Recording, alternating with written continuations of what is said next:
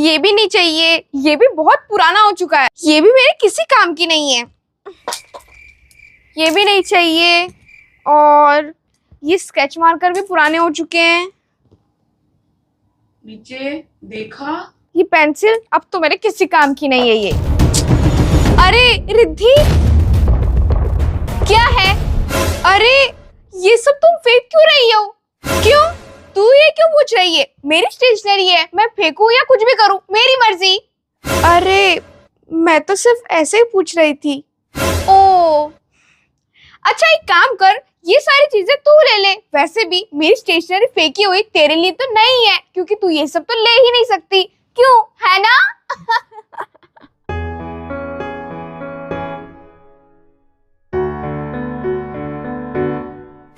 अरे क्या हुआ गुड़िया, ऐसे क्यों खड़ी है? ले लेना।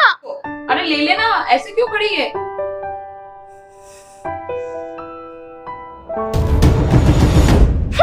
आई बड़ी मुझे कहने वाली।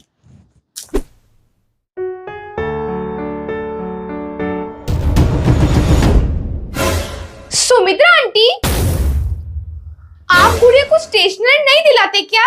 वो क्या है ना, मैं जो स्टेशनरी फेंक रही थी ना, वो गुड़िया लेने का सोच रही थी, इसलिए। आंटी, आप उसे नई स्टेशनरी नहीं दिला सकते क्या? जो मैं फेंक रही थी वो उससे लेने का सोच रही थी।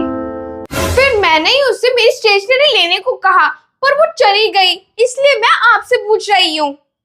कोई बात नहीं रीति बेटा, उसे जो चाहिए वो मैं उसे दिला दूंगी, आप उसकी टेंशन मत लो। और वैसे भी बेटा, मैंने उसे सिखाया है कि फेंकी हुई चीजें नहीं लेनी चाहिए। रिद्धि बेटा, आप अपना काम देख लो, और रही बात गुड़िया की, तो गुड़िया मेरी बेटी है ना, उसकी टेंशन आप मत लो, मैं उसे समझा दूंगी, ठीक है?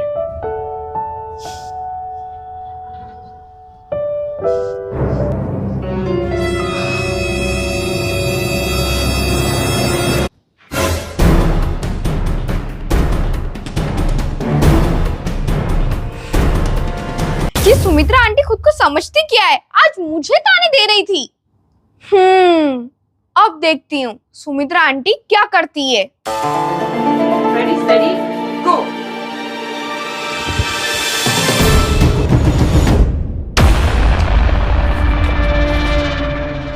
अब ये पैसे जाएंगे सुमित्रा आंटी के थैली में।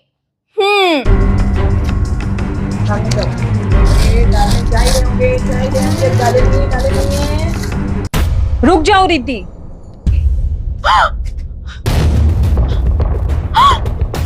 चोरी का इल्जाम लगाने का सोचना भी मत। हमें पता ही था कि तुम्हारी अगर तानों की दाल नहीं गलेगी ना, तो तुम ये सब ही करोगी। अब मैं ये मेम साहब को बताऊंगी कि उनकी बेटी आखिर क्या कर रही थी।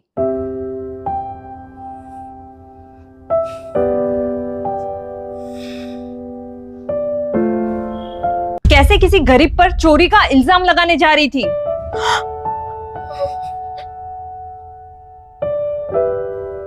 उन्हें भी तो पता चले कि उनकी बेटी कैसी है। नहीं नहीं सुमित्रा आंटी, प्लीज, मैं आगे से ऐसा कभी नहीं करूंगी। प्लीज सुमित्रा आंटी, मुझे माफ कर दो, प्लीज।